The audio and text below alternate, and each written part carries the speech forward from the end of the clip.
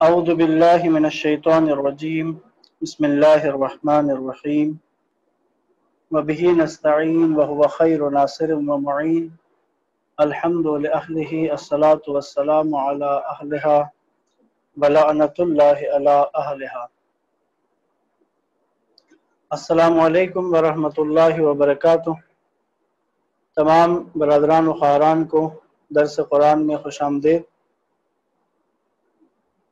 قرآن مجید کی تلاوت کا تدبر و تفکر کے ساتھ سلسلہ جاری ہے، اور الحمدللہ ہم نے سورہ مبارکہ مجادلہ کل مکمل کی تھی، اور آج ہم سورہ حشر سے تلاوت کا آغاز کریں گے۔ سورہ حشر کی تلاوت انشاءاللہ شروع کرتے ہیں۔ یہ اس صورت میں ایک غزوہ جو غزوہ بنی نذیر کے بارے میں ہے۔ یہ نذیر یہودیوں کا قبیلہ تھا کہ جو مدینے میں رہائش پذیر تھا، اور اللہ کے نبی کے ساتھ ان کا ایک معاہدہ طے ہوا، اور اس معاہدے کے ساتھ یہ لوگ اس معاہدے کی پابندی کے ساتھ مدینہ میں رہائش پذیر تھے۔ انہوں نے اس معاہدے کو توڑ دیا، جو اللہ کے نبی کے ساتھ معاہدہ انہوں نے باندھا تھا، اس معاہدے کو توڑ دیا اور مشرکین کے ساتھ ساز باز کر لی۔ اور پھر رسول اللہ جب ان کی طرف گئے تھے تو انہوں نے اللہ کے نبی کو شہید کرنے کا منصوبہ بنایا، جو اللہ نے اپنے نبی کو پہلے سے خبردار کر دیا۔ یوں ان کے لیے پھر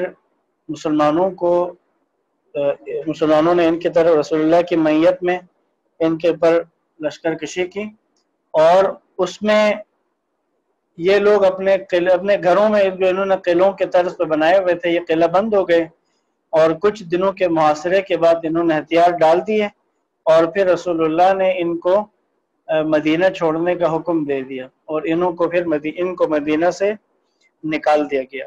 تو اس صورت میں اس واقعے کے بارے میں کچھ باتیں اس صورت کے اندر کی گئی ہیں۔ آغاز کرتے ہیں تلاوت کا۔ آپ میں سے جن کے پاس قرآن مجید موجود ہے وہ قرآن کھول لیں گے، اور جن کے پاس اپلیکیشن میں قرآن ہے وہ قرآن اپلیکیشن سے کھولیں اور ہمارے ساتھ شامل تلاوت ہو جائیں۔ آج کے درس میں انشاءاللہ ہم ایک حصہ تو ہم قرآن کی تلاوت اور تدبر کے ہی لیے وقت اس کو ایک حصے میں یہی کام کریں گے، اور ایک حصہ جو ہے آدھا درس کا حصہ وہ امام حسن مجتبیٰ علیہ السلام کہ جن کی آج ولادت کا دن تھا، اور امام کے بارے میں چند گزارشات، ایک حصے میں امام کے بارے میں چند گزارشات آپ کی خدمت میں پیش کروں گا۔ اعوذ باللہ من الشیطان الرجیم بسم اللہ الرحمن الرحیم۔ سبح للہ ما فی السماوات وما فی الارض وہو العزیز الحکیم۔ آسمانوں اور زمین میں موجود ہر شے نے اللہ کی تسبیح کی ہے، اور وہی بڑا غالب آنے والا، حکمت والا ہے۔ آیت نمبر 2۔ هو الذي أخرج الذين كفروا من أهل الكتاب من ديارهم لأول الحشر ما ظننتم أن يخرجوا وظنوا أنهم مانعتهم حصونهم من الله فأتاهم الله من حيث لم يحتسبوا وقذف في قلوبهم الرعب يخربون بيوتهم بأيديهم وأيدي المؤمنين فاعتبروا يا أولي الأبصار۔ آیت نمبر 2 میں ہے، وہ وہی ہے جس نے اہل کتاب میں سے کافر ہونے والوں کو پہلی ہی بے دخلی مہم میں ان کے گھروں سے نکال دیا۔ تمہارا گمان نہیں تھا کہ وہ نکل جائیں گے، اور وہ یہ سمجھے ہوئے تھے کہ ان کے قلعے انہیں اللہ کے عذاب سے بچا لیں گے، مگر اللہ کا عذاب ان پر ایسی جانب سے آیا جہاں سے وہ سوچ بھی نہیں سکتے تھے، اور ان کے دلوں میں رعب ڈال دیا۔ وہ اپنے گھروں کو اپنے ہاتھوں اور مومنین کے ہاتھوں سے اجاڑ رہے تھے۔ پس اے بصیرت رکھنے والوں، عبرت حاصل کرو۔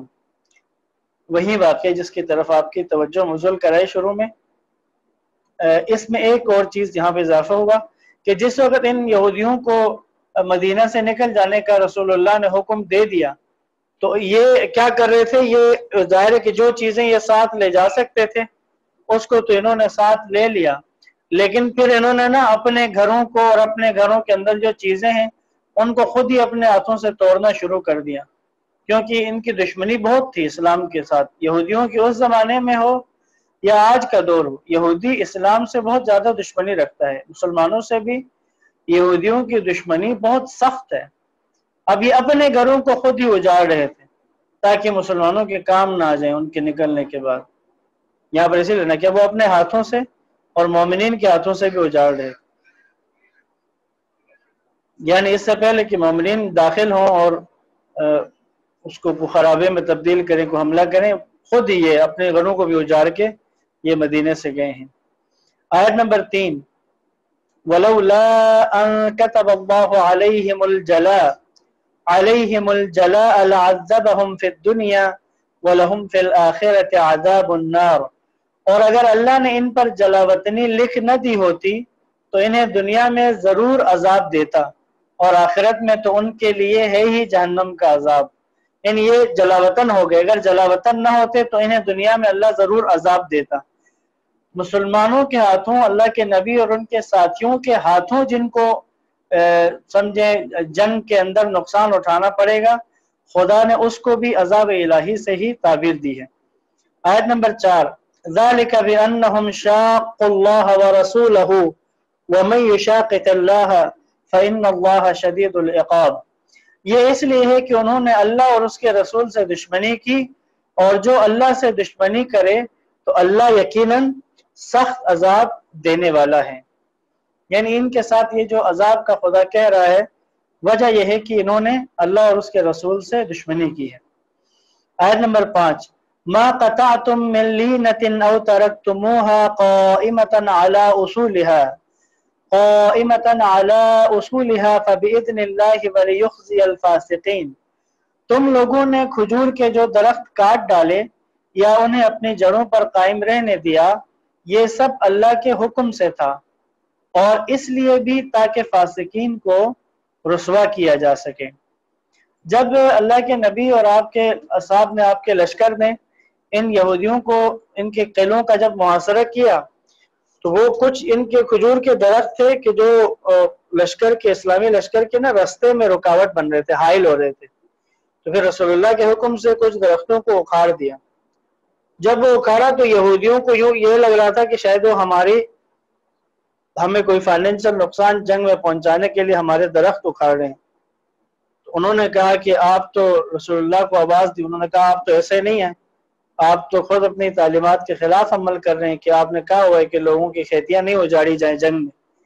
تب یہ آیت نازل ہوئی کہ یہ جو کھجور کے درخت کاٹ ڈالے گئے ہیں، یا جنہیں اپنی جڑوں پر، یعنی جو اس رستے میں آ رہے تھے جنگ کی طرف مسلمانوں کے لشکر کو جانے میں جس میں دقت ہو رہی تھی، وہی درخت اکھاڑے گئے، باقی درختوں کو رہنے دیا۔ اسی لیے کہے کہ یا جنہیں اپنی جڑوں پر قائم رہنے دیا، یہ سب اللہ کے حکم سے تھا، اور اس لیے بھی تھا کہ تاکہ فاسقین کو رسوا کیا جائے۔ آیت نمبر 6،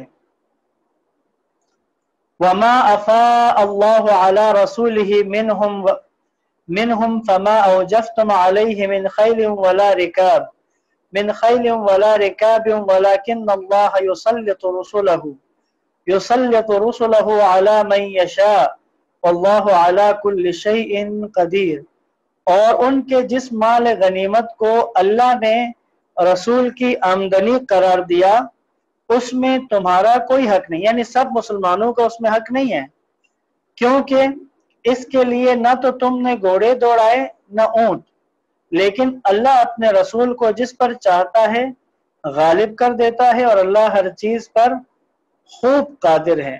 یعنی جنگ جب کوئی ہوتی ہے تو اگر کوئی ایسا معرکہ ہو جس میں جنگ نہ ہوئی ہو، مسلمانوں کو تلوار نہ چلانی نہیں پڑی، مسلمانوں کو جنگ کرنا نہیں پڑا، تو پھر بغیر جنگ کے جو مال حاصل ہو جائے، جیسے کوئی تیار ہو جائے، تو وہ مال جو ہے وہ خاص ہے اللہ اور اس کے رسول کے لیے، یعنی وہ عمومی مال غنیمت میں، عمومی بیت المال میں شامل نہیں ہوگا۔ اس کو مال فی کہتے ہیں، مال فی، افا اللہ کہنا، فی کا مال جو ہے، فی کا مال وہ خاص رسول اللہ کے لیے۔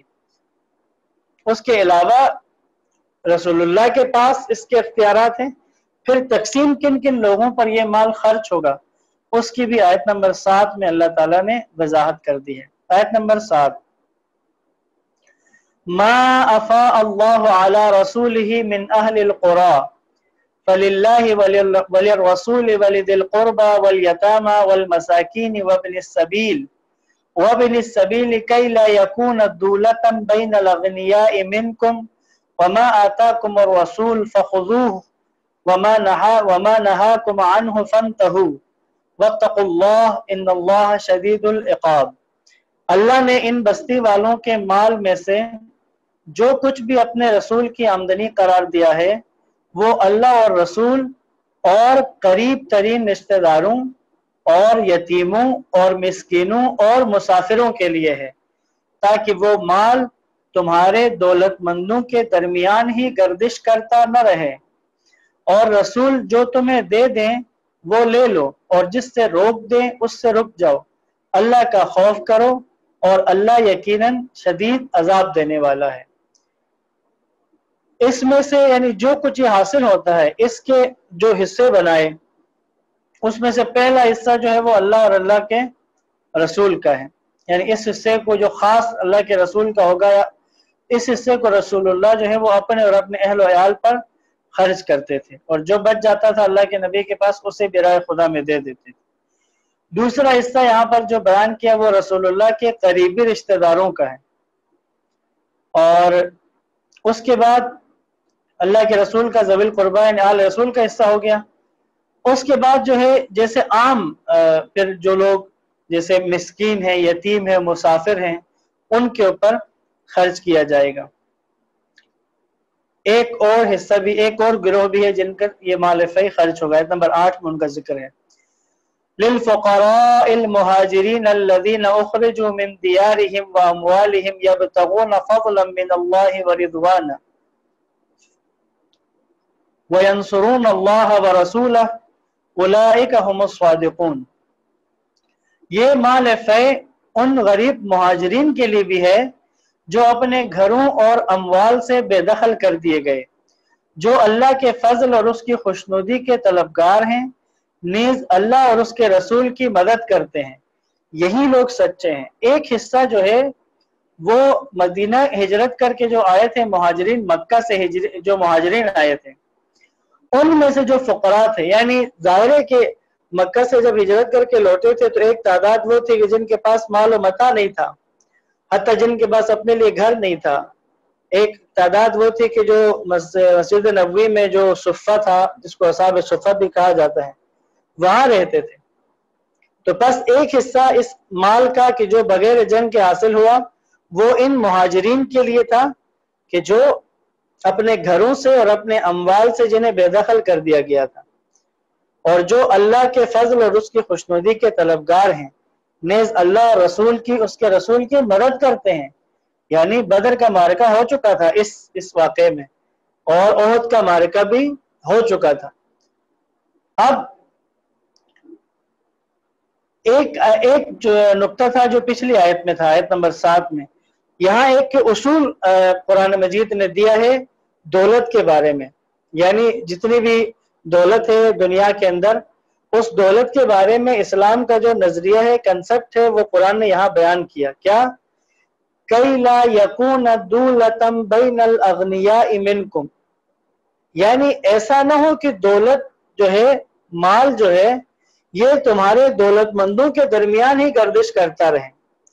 इस तरह का सिस्टम ना हो, इस तरह का इक्तिसादी सिस्टम ना हो, इस तरह का निज़ाम मालियात नहीं होना चाहिए कि दौलत जो माल जो है दुनिया में वो फकत एक गिरोह के पास रहे, उन्हीं के सर्कल में चलता रहे, और फिर माशरे के अंदर इस तरह के तबकात वजूद में आएंगे कि कुछ लोग तो अमीर से अमीरता होते जाएंगे, और एक तबका जो है वो गुर्बत से भी नीचे की जिंदगी की तरफ चला जाएगा।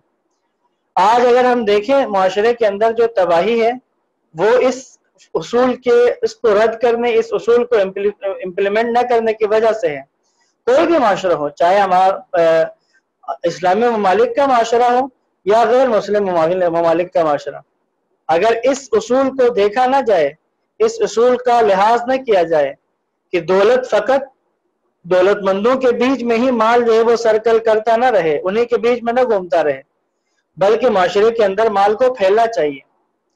اس کی مثال بدن میں خون کی طرح ہے۔ خون جب تک پورے بدن میں جاری رہے گا سارا بدن اپنی اپنی جگہ پر کام کرتا رہے گا، لیکن اگر کسی جگہ خون رک جائے، ایک حصے میں فرض کرے بدن کے ایک حصے میں خون جمع ہو جائے اور وہاں سے باقی حصوں میں خون نہ جائے، رک جائے، تو پھر کیا ہوگا؟ وہ حصہ باقی بدن سے کٹ جائے گا، اس کا باقی بدن سے تعلق باقی نہیں رہے گا۔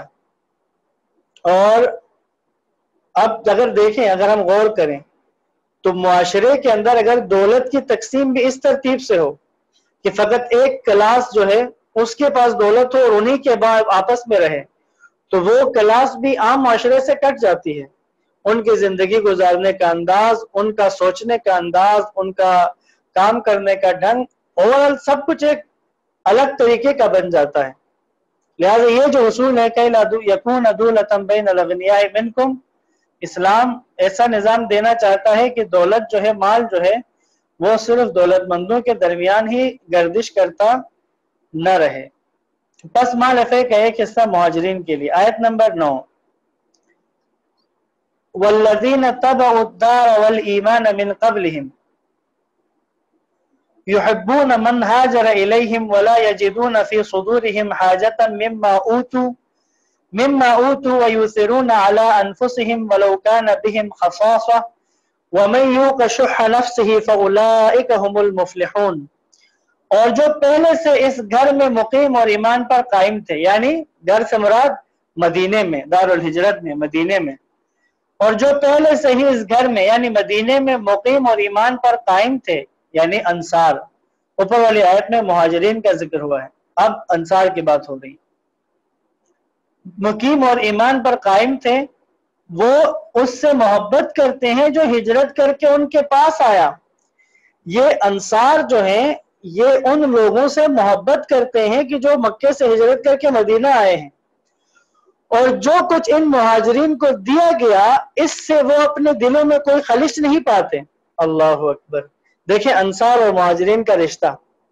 بھئی مدینے میں یہ غزوہ ہوا ہے، یعنی اگر آپ مسجد نبوی سے مغرب کے سمت اگر جائیں تو وہاں یہ بنو نذیر کے قلعے تھے، آج اس طرف ہوٹل وغیرہ بنے ہوئے ہیں، اور تو اگر اس طرف جائیں تو یہاں پر بنی نذیر کے قلعے تھے، اور مدینہ میں ظاہر ہے کہ جب ان کا محاصرہ کرنے کے لیے گئے تھے تو انصار بھی ساتھ تھے، لیکن جب وہ مال فیء حاصل ہوا تو اللہ کے حکم کے مطابق اللہ کے نبی نے اس ترتیب سے تقسیم کیا کہ انصار کو نہیں ملا اس میں سے۔ تو یہاں اللہ گواہی دے رہے، دیکھیں وہ انصار جو ہیں وہ ان لوگوں سے محبت کرتے ہیں جو مکہ سے ہجرت کر کے آئے ہیں، اور جو کچھ ان مہاجرین کو دیا گیا ہے اس سے وہ اپنے دلوں میں کوئی خلش نہیں پاتے، یعنی انصار کے دل میں ذرہ برابر یہ نہیں آیا کہ یہ کیوں ہمیں نہیں دیا اور ان کو دے دیا ہے۔ اور اگلی صفت انصار کی کیا بتائی؟ وَيُؤْثِرُونَ عَلَىٰ أَنفُسِهِمْ، اپنے آپ پر دوسروں کو ترجیح دیتے ہیں، اگرچہ وہ خود محتاج ہو سکتا ہے کہ خود انہیں ضرورت ہو، لیکن یہ اپنے آپ پر دوسروں کو، اپنے مہاجر بھائیوں کو ترجیح دیتے ہیں۔ اور جو لوگ اپنے نفس کے بخل سے بچا لیے گئے بس وہی لوگ کامیاب ہیں۔ اللہ اکبر! وَمَن یُوقَ شُحَّ نَفْسِهِ، نفس کا بخل جو ہے، انسان اگر اپنے آپ کو بچا لے بخل سے، نفس کے بخل سے بچا لیں تو وہ کامیاب لوگوں میں سے ہیں۔ آیت نمبر 10، وَالَّذِينَ جَاءُوا مِن بَعْدِ يَقُولُونَ رَبَّنَا اغْفِرْ لَنَا وَلِإِخْوَانِنَا الَّذِينَ سَبَقُونَا بِالْإِيمَانِ وَلَا تَجْعَلْ فِي قُلُوبِنَا غِلًّا لِّلَّذِينَ آمَنُوا رَبَّنَا إِنَّكَ رَءُوفٌ رَحِيمٌ، اور جو ان کے بعد آئے کہتے ہیں ہمارے پروردگار ہمیں بخش دے، اور ہمارے ان بھائیوں کو بھی جو ہم سے پہلے ایمان لا چکے ہیں، اور ہمارے دلوں میں ایمان لانے والوں کے لیے کوئی عداوت نہ رکھ، ہمارے رب تو یقیناً بڑا مہربان رحم کرنے والا ہے۔ دیکھیں یعنی یہ انصار جو ہیں ظاہراً یہ بعد میں ایمان لائے، جو مہاجرین ہیں مکہ میں ان کی نسبت بعد میں ایمان لائے ہیں، لیکن جب اس تقسیم کو دیکھ کر نہ ان کے دل میں کوئی بات آئی ہے، اب ان کی دعا کیا ہے؟ یہ جو بعد میں ایمان لانے والے ان کی دعا کیا ہے؟ ہمارے پروردگار ہمیں بخش دے ہمارے ان بھائیوں کو بھی جو ہم سے پہلے ایمان لا چکے ہیں، اور ہمارے دلوں میں ایمان لانے والوں کے لیے کوئی عداوت نہ رکھ، یعنی ہمارے دل میں کوئی ذرہ برابر بھی کینہ نہ آئے، ذرہ برابر بھی کوئی بغض، کوئی ضد وہ نہ آئے ہمارے دلوں میں، کوئی ضد نہ آئے، کوئی چھوٹی موٹی بھی ضد ایمان والوں کے لیے ہمارے دلوں میں نہ آئے۔ آیت نمبر 11، أَلَمْ تَرَ إِلَى الَّذِينَ نَافَقُوا يَقُولُونَ لِإِخْوَانِهِمُ الَّذِينَ كَفَرُوا مِنْ أَهْلِ الْكِتَابِ لَئِنْ أُخْرِجْتُمْ لَنَخْرُجَنَّ مَعَكُمْ وَلَا نُطِيعُ فِيكُمْ أَحَدًا أَبَدًا وَإِنْ قُوتِلْتُمْ لَنَنْصُرَنَّكُمْ وَاللَّهُ يَشْهَدُ إِنَّهُمْ لَكَاذِبُونَ۔ کیا آپ نے ان منافقین کو نہیں دیکھا جو اپنے اہل کتاب کافر بھائیوں سے کہتے ہیں اگر تمہیں نکالا گیا تو ہم بھی تمہارے ساتھ ضرور نکل جائیں گے، اور تمہارے بارے میں ہم کبھی بھی کسی کی بات ہرگز نہیں مانیں گے، اور اگر تمہارے خلاف جنگ کی جائے تو ہم ضرور بے ضرور تمہاری مدد کریں گے، لیکن اللہ گواہی دیتا ہے کہ یہ لوگ قطعاً جھوٹے ہیں۔ یہ جو مدینہ میں منافقین تھے جو ظاہری کلمہ پڑھ چکے تھے، رسول اللہ کے ساتھ ہوتے تھے، ان کی بات ہو رہی ہے۔ یہ منافقین انہوں نے کیا کیا تھا؟ انہوں نے ان یہودیوں سے رابطے کر لیے اور یہ یہودیوں کو تسلی دے رہے تھے، دیکھو اگر تمہیں مدینہ سے نکال گیا تو ہم بھی تمہارے ساتھ مدینہ سے نکل جائیں گے، اور اگر تم سے جنگ کی مسلمانوں نے تو ہم تمہاری طرف ہو کر ان سے جنگ کریں گے۔ اللہ کیا کہہ رہا ہے؟ اللہ گواہی دیتا ہے کہ یہ لوگ قطعاً جھوٹے ہیں۔ آیت نمبر 12، لَئِنْ أُخْرِجُوا لَا يَخْرُجُونَ مَعَهُمْ وَلَئِنْ قُوتِلُوا لَا يَنْصُرُونَهُمْ وَلَئِنْ نَصَرُوهُمْ لَيُوَلُّنَّ الْأَدْبَارَ ثُمَّ لَا يُنْصَرُونَ۔ اگر وہ نکالے گئے تو یہ ان کے ساتھ نہیں نکلیں گے، یعنی یہ منافقین نہیں جائیں گے ان کے ساتھ، جھوٹ بول رہے ہیں کہ ہم اگر تمہیں نکالو تو ہم تمہارے ساتھ جائیں گے، اور اگر ان سے جنگ کی گئی تو یہ ان کی مدد نہیں کریں گے۔ دوسرا کہا تھا نا اگر تمہارے ساتھ جنگ کریں گے تو ہم تمہارا ساتھ دیں گے، اللہ کہہ رہے ہیں کہ نہیں کریں گے، یہ جنگ میں ان کی مدد نہیں کریں گے۔ اگر یہ آ بھی گئے، فرض کریں یہ منافقین آ گئے کہ یہ یہودیوں کے ساتھ جنگ میں یہودیوں سے مل کر رسول اللہ کے خلاف جنگ کریں گے، اللہ کیا کہہ رہے ہیں؟ اگر یہ ان کی مدد کے لیے آ بھی جائیں تو ضرور پیٹ پھیر کر بھاگ جائیں گے، پھر ان کی مدد نہیں کی جائے گی۔ اور ایسا ہی ہوا، یعنی جب یہ معرکہ آ گیا نا، اللہ کے نبی اور آپ کے اصحاب نے، آپ کے لشکر نے ان کا جب محاصرہ کیا، کوئی منافق کسی یہودی کی مدد کے لیے نہیں گیا، جو اللہ نے بتایا تھا وہی ہوا۔ آیت نمبر 13، لَأَنْتُمْ أَشَدُّ رَهْبَةً فِي صُدُورِهِمْ مِنَ اللَّهِ ذَلِكَ بِأَنَّهُمْ قَوْمٌ لَا يَفْقَهُونَ۔ ان کے دلوں میں اللہ سے زیادہ تمہاری ہیبت بیٹھی ہوئی ہے، یہ اس لیے کہ یہ لوگ سمجھتے نہیں ہیں۔ یعنی جب رسول اللہ کا لشکر اور آپ کی ان لشکریوں کا تعداد کو دیکھا، ان کی طاقت کو دیکھا، اس سے ان کے دلوں میں ہیبت بیٹھ گئی، یعنی یہ ڈرے ہیں تو یہ اللہ اور رسول اللہ کے لشکر دیکھ کے ڈرے ہیں۔ اللہ کہہ رہے کہ اللہ سے زیادہ تمہاری ہیبت بیٹھی ہوئی ہے۔ وجہ کیا ہے؟ اس لیے کہ یہ لوگ سمجھتے نہیں، ان میں سمجھ کی کمی ہے، ورنہ اگر سمجھدار ہوتے تو اس مسلمانوں کے لشکر سے زیادہ پرہیبت ذات پروردگار کی ہے، انہیں ڈرنا اگر چاہیے تھا تو زیادہ بہتر، یعنی زیادہ جس سے ڈرا جائے حقدار ہے تو اللہ ہے۔ اللہ کہہ رہے ہیں کہ یہ ان کی ناسمجھی ہے۔ آیت نمبر 14، لا يقاتلونكم جميعا الا في قرى محصنة او من وراء جدر بأسهم بينهم شديد تحسبهم جميعا وقلوبهم شتى ذلك بأنهم قوم لا يعقلون۔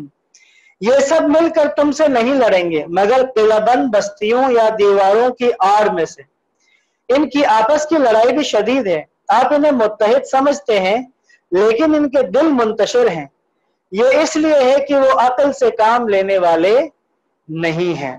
یعنی یہاں پر ایک اور پیشگوئی کر دی گئی پہلے سے، ایک تو یہ کہ کہا یہ یہودی جو ہیں یہ میدان میں آ کے تم سے، یعنی رسول اللہ اور ان کے لشکر سے نہیں لڑیں گے، ایک بات۔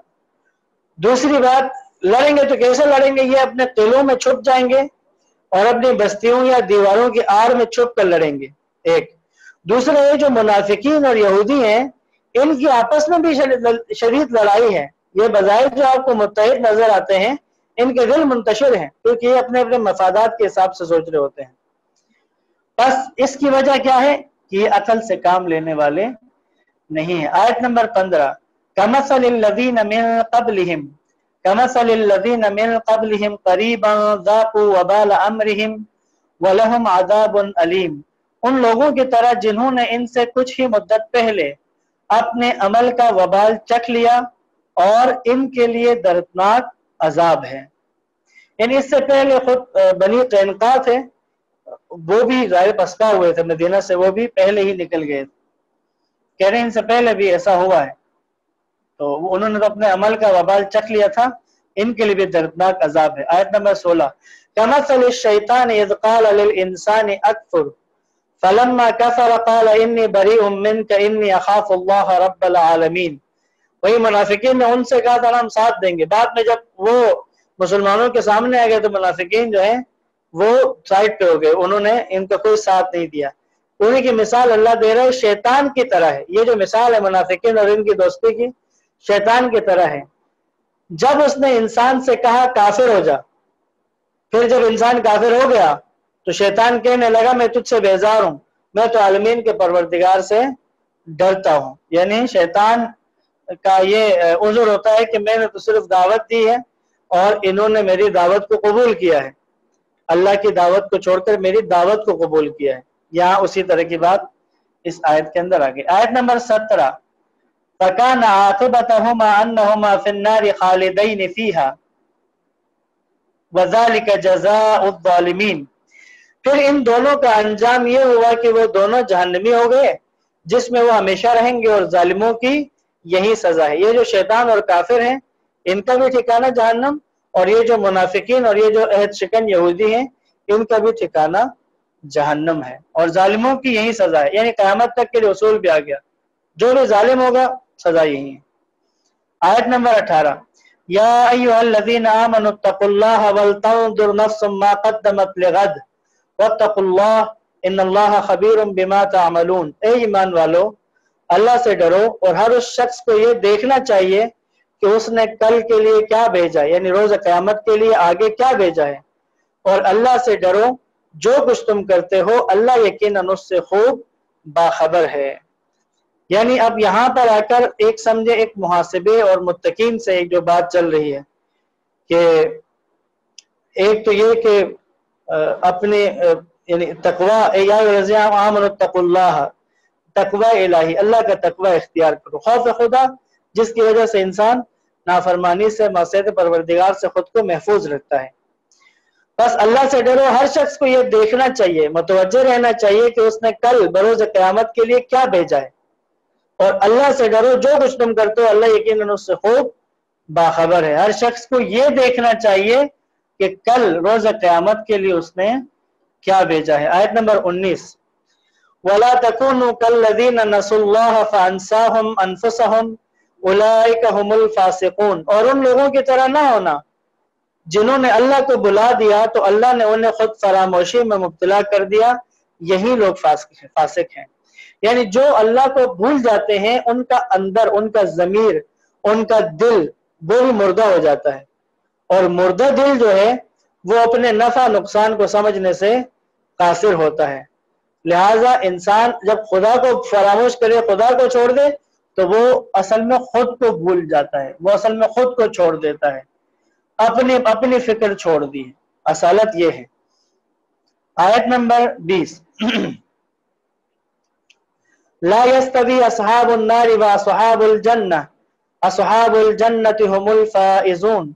अहले जहन्नम और अहले जन्नत बराबर नहीं हो सकते, अहले जन्नत ही कामयाब है। वाज़ेह है कि अहले जहन्नम अहले जन्नत के बराबर नहीं है, खा ये दुनिया हो या वो दुनिया।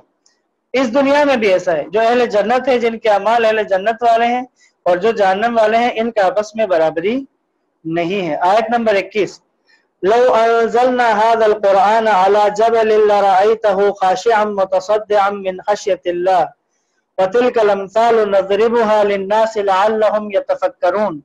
اگر ہم اس قرآن کو کسی پہاڑ پر نازل کرتے تو آپ اسے اللہ کے خوف سے جھک کر پاش پاش ہوتا دیکھتے، اور یہ مثالیں اس لیے لوگوں کو ہم بیان کرتے ہیں شاید کہ وہ فکر کریں، شاید کہ وہ غور کریں. یعنی اگر پہاڑوں کو اگر اس قرآن کے نازل کرنے والی ذات کی عظمت کبریائی کا ادراک ہوتا جس طرح انسان کو ہے، تو وہ احکام قرآن کو تحمل کرنے سے عاجز آ جاتے اور خوف خدا سے پاش پاش ہو جاتے.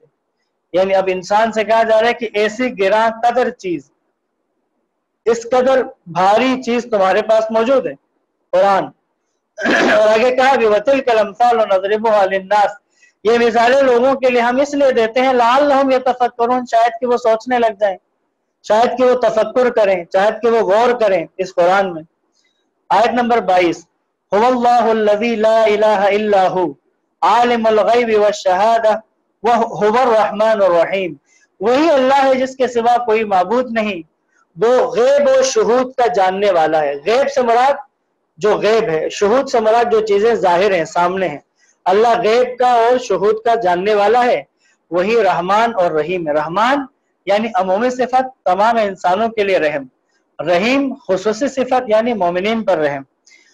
آیت نمبر 23 هو اللہ الذی لا الہ الا ہو الملک القدوس السلام المؤمن المہیمن العزیز الجبار المتکبر سبحان اللہ عما یشرکون. وہی اللہ ہے جس کے سوا کوئی معبود نہیں، وہی بادشاہ ہے نہایت پاکیزہ، سلامتی دینے والا، امان دینے والا، نگہبان، بڑا غالب آنے والا، بڑی طاقت والا، کبریائی کا مالک. پاک ہے اللہ اس شرک سے جو یہ لوگ کرتے ہیں. اللہ کے صفات، اللہ کے خوبصورت نام بیان کیے ہیں. بس جیسے ناموں کی تھوڑی تھوڑی اگر ہم ڈیفینیشن کر دیں تو یہاں پر کہا الملک، الملک یعنی جس کے قدرت میں سارے جہاں کی بادشاہی ہے. القدوس جو تمام نقائص سے پاک ہے. السلام جس کی ذات اپنی مخلوقات کو سلامتی دینے والی ہے، ورنہ وہ نہ ان پر ظلم کرے گا، نہ وعدہ خلافی، نہ ان کا اجر و ثواب ضائع کرے گا. المؤمن امن دینے والا ہے خدا، یعنی ایمان والوں کو اللہ کے قرب ہی سے امن و سکون ملتا ہے. المہیمن یعنی ہر چیز پر اللہ کو بالادستی حاصل ہے. العزیز جو ہر چیز پر غالب آنے والا ہے. الجبار اپنا حکم نافذ کرنے والا. المتکبر اپنی کبریائی اور عظمت کا اظہار کرنے والا. هو اللہ الخالق البارئ المصور له الاسماء الحسنى یسبح له ما فی السماوات والارض وهو العزیز الحکیم. وہی اللہ ہے، وہی اللہ ہی خالق، موجد اور صورتگر ہے. خالق ہے یعنی پیدا کرنے والا ہے. باری بھی خالق کو کہتے ہیں، پیدا کرنے والے کو کہتے ہیں. لیکن باری کا مطلب کیا ہے؟ جس نے ایجاد کیا ہے، جس نے پیدا کیا، یعنی بغیر کسی خام مال کے کسی چیز کو بنایا. مصور صورتگر ہے، اللہ صورت بنانے والا ہے، جس کے لیے حسین ترین نام ہے. جو کچھ آسمانوں اور زمین میں ہے سب اس کی تسبیح کرتے ہیں، اور وہ بڑا غالب آنے والا، حکمت والا ہے. یہاں پر سورہ حشر کا اختتام ہوتا ہے. جی اختتام کرتے ہیں انشاءاللہ دعا کے ساتھ. جتنے بھی برادران و خواہران ہمارے ساتھ درس میں شامل ہیں، سب کی حاجات کی برابری کے لیے، آپ سب کی دعاؤں کی قبولیت کے لیے، اور جن لوگوں نے مجھ سے دعا کے لیے خصوصی کہا ہوا ہے ان سب کی دعاؤں کی قبولیت کے لیے، اور جن لوگوں کے لیے اللہ چاہتا ہے کہ ہم دعا کریں ان سب کی دعاؤں کی قبولیت کے لیے، حاجات کی برابری کے لیے، بے مریضوں کی شفایابی کے لیے، بے گناہ اسیروں کی رہائی کے لیے، مقروضوں کے قرض کی ادائیگی کے لیے، بے اولادوں کی اولاد کے لیے، اس موجودہ وبا سے نجات کے لیے، جو اس کی وجہ سے مشکلات کا شکار ہیں ان کی مشکلات کی آسانی کے لیے، امام زمان کے ظہور کی تاجیل، رہبر معظم کی درازِ عمر، آیت اللہ سیستانی اور دیگر مراجع کی صحت و سلامتی کے لیے، عالم اسلام کی فلاح و بہبود کے لیے، مسلمانان عالم بالخصوص جو برسر پیکار ہیں ان کی کامیابی و کامرانی کے لیے، عاقبت بخیر ہونے کے لیے، اور تدبر قرآن کی توفیق کے لیے 5 مرتبہ آیہ مجیدہ کی تلاوت کریں گے. اللهم صل على محمد وآل محمد وعجل فرجهم. بسم الله الرحمن الرحيم. أما يجيب المضطر إذا دعاه ويكشف السوء. أما يجيب المضطر إذا دعاه ويكشف السوء. أما يجيب المضطر إذا دعاه ويكشف السوء. أما يجيب المضطر إذا دعاه ويكشف السوء. أما يجيب المضطر إذا دعاه ويكشف السوء. يا كاشف الكرب والسوء والبلاء اكشف كروبنا وكروب جميع المؤمنين واقض حوائجنا وحوائج المحتاجين والسائلين واشف مرضانا ومرضى المسلمين. وصلى الله على محمد وآله الطيبين الطاهرين. اللهم صل على محمد وآل محمد وعجل فرجهم. والسلام علیکم ورحمۃ اللہ وبرکاتہ.